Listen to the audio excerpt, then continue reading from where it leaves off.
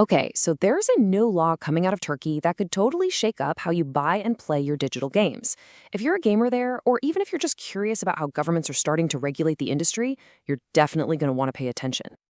So picture this. You're trying to download the latest big release on Steam or the PlayStation Store, but the connection is so slow it's basically useless.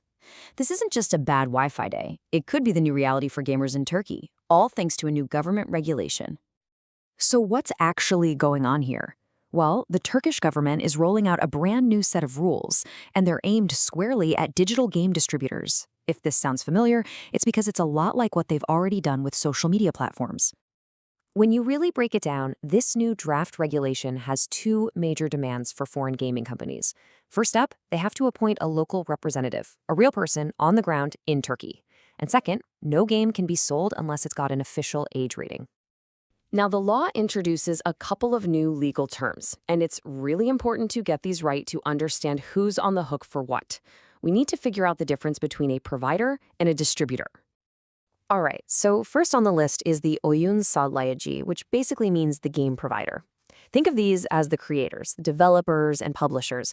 They're the ones who now have to worry about getting those age ratings. And then you've got the oyun dağıtıcı, or the game distributor. These are the digital storefronts, where you actually go to buy your games. And just so we're clear, when we say game distributor, we're not talking about some small indie shops. We mean everybody. The PC giants like Steam and the Epic Games Store, the big console storefronts for PlayStation, Xbox, and Nintendo, even the individual launchers from companies like EA, Ubisoft, and Rockstar. They all fall into this bucket. Okay, so those are the rules, but what's the stick? What happens if these massive companies just say no? Well, the government has laid out a very clear, step-by-step series of penalties that get worse and worse. Step 1, if you don't appoint that local representative, is a massive fine. We are talking about up to 30 million Turkish lira.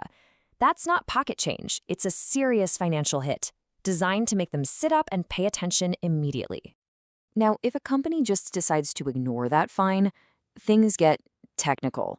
The next move is to slash their internet bandwidth across Turkey by 50%. For you, the gamer, that means downloads that take forever and unplayable lag, just a totally frustrating experience. And believe it or not, if a company still holds out, the government brings out the big guns, a staggering 90% bandwidth reduction. And let me be clear, a cut this deep is way more than just an inconvenience. Yeah, with a 90% cut, these digital stores and all their online services become, well, for all practical purposes, completely unusable. It's basically a digital shutdown without actually hitting the block button. This is the ultimate weapon in this new law's arsenal. But wait, there's more. The law also gives a lot more power to Turkey's tech authority, the BTK. They'll now have the power to just demand the removal of any game they think is risky. On top of that, they can ask companies for some really sensitive info, even details about their algorithms. So, let's bring this all back. What does this actually mean for you, the average gamer in Turkey? Honestly, the next few months are going to be absolutely critical. We're all waiting to see how these huge global companies are going to react. And here's the real heart of the matter. If even one of these major distributors, someone like Steam or Sony, decides that all of this hassle just isn't worth it, it could set off a massive crisis for the entire Turkish gaming community. We're talking about people potentially being cut off from their own game libraries, not to mention any new releases. And this whole situation creates this weird, tricky chain reaction. Let's call it the launcher effect. So follow me here. You buy a game on Steam, right? And let's say Steam is totally playing by the rules. But to actually play that game, it forces you to run, say, the EA app. What happens if EA has not complied?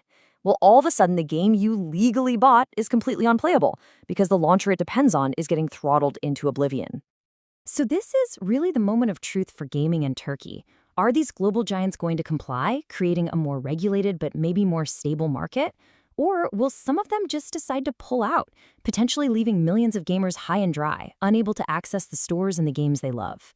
The ball is in the distributor's court now.